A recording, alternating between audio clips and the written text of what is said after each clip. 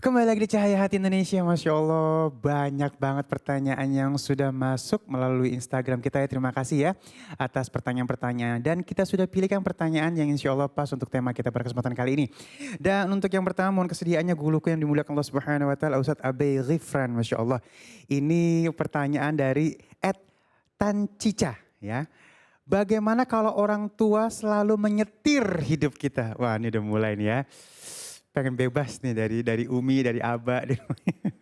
Padahal sebagai anak saya sangat tidak nyaman dan suka kata dia. Tapi juga tidak ingin membantah karena takut durhaka. Mohon pencerahannya, silakan guruku. Izin Kiai. Baik, terima kasih. Oh gelasnya kurang satu. Gelasnya kurang satu. Sponsor. Sponsor kurang satu. Ya udah oke. Itu di diskon.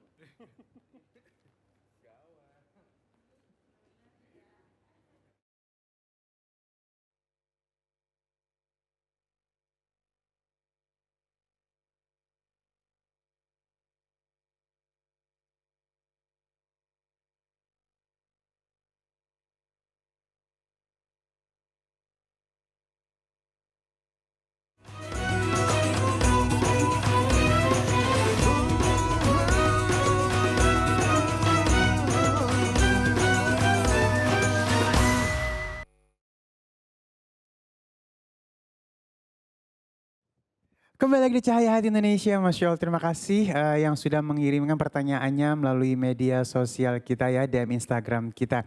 Dan ini pertanyaan yang pertama, mohon kesediaannya guruku yang dimuliakan Allah Subhanahu Wa Taala, Al Ustadz Abai Ghifran. Ini dari Tan Cica namanya ya.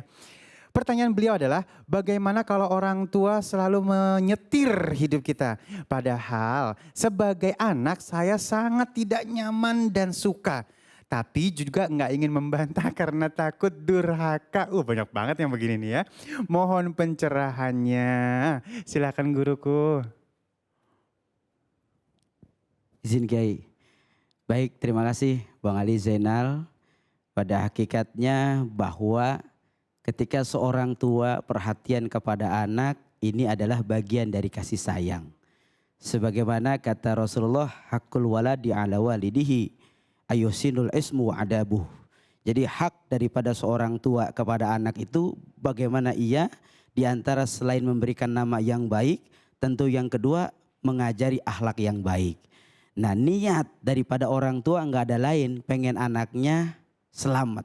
Bukan hanya selamat dunia tapi selamat akhirat. Sehingga hal seperti ini harus dipikirkan dalam dua sisi. Sisi pertama ketika seseorang memandang bahwa ini adalah bagian dari tuntunan agama, maka insya Allah tidak akan menjadi sesuatu hal yang meribetkan. Tidak menjadi sebuah yang terpaksa karena ini adalah bagian daripada tuntunan agama, kasih sayang orang tua dan tanggung jawab orang tua untuk memberikan anaknya pendidikan dan keselamatan dunia akhirat.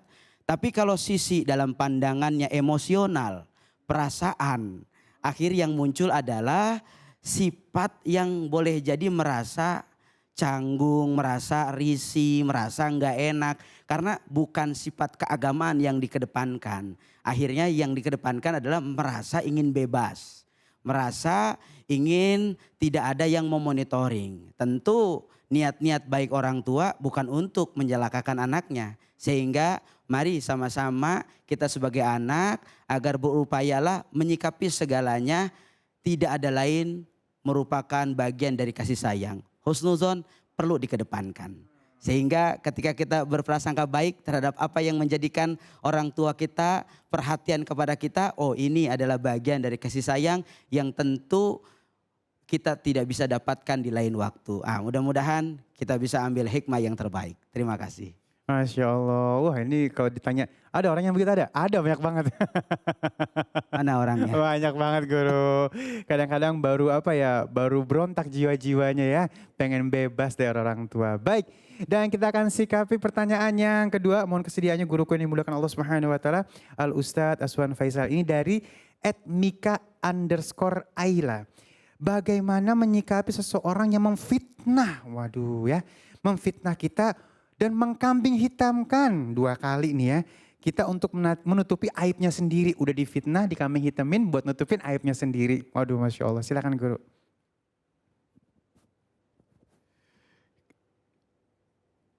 Dari apa yang ditanyakan tentang pertama difitnah, kedua dikambing hitam.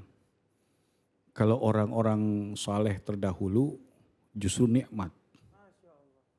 Kenapa kok orang saleh katakan nikmat? Makin berat dia mendapatkan fitnah, makin legam hitamnya kambing, maka makin tinggi derajat dan surganya di hadapan Allah. Nah, apa sikap yang harus kita ambil? Selaku, saya nggak mau bilang korban.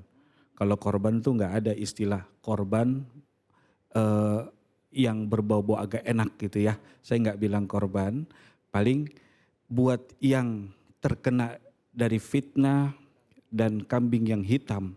Ya kenapa nggak kambing coklat atau kambing biru ya, kambing hitam. Ya karena hitam itu legam ya, nggak jelas. Yang pertama adalah ulama mengajarkan kepada kita, ketika engkau dihadapkan pada sesuatu perbuatan yang menyakitkan langsung nyesek ke hati, yang pertama adalah jangan berbuat sesuatu yang buruk kalau engkau nggak bisa berbuat yang baik. Maksudnya jangan kau balas perbuatan buruknya dengan perbuatan buruk yang baru.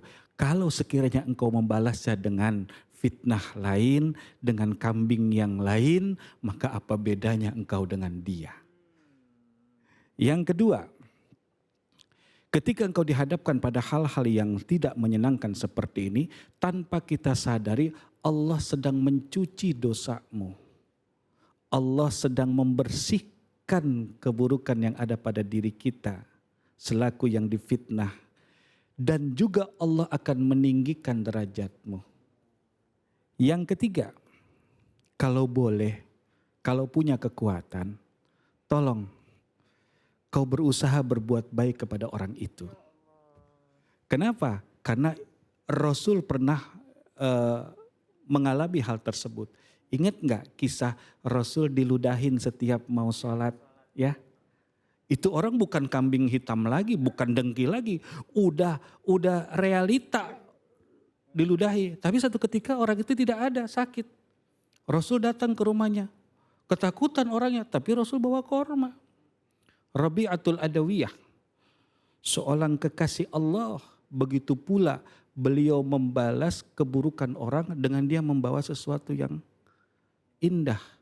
Dan ketika ditanya, wahai Rabi'ah, kenapa engkau enggak balas? Apa katanya? Hatiku sudah terlalu penuh dengan cinta kepada Allah. Jadi tidak ada lagi sedikit pun tempat kedengkian, fitnah dan kambing hitam dalam hatiku. Nah insya Allah kalau kita amalkan itu insya Allah selamat. Memang agak berat tapi kita cari keselamatan. Aduh, Masya Allah dengerinnya enak banget ya. Tinggal mudah-mudahan kita dengan mudah untuk mengamalkannya ya. Masya Allah. Baik, sesaat lagi kita akan masuk ke dalam segmen khusus ngaji bersama Ustaz Yan. Jangan kemana, tetap bersama kami di Cahaya Hati Indonesia.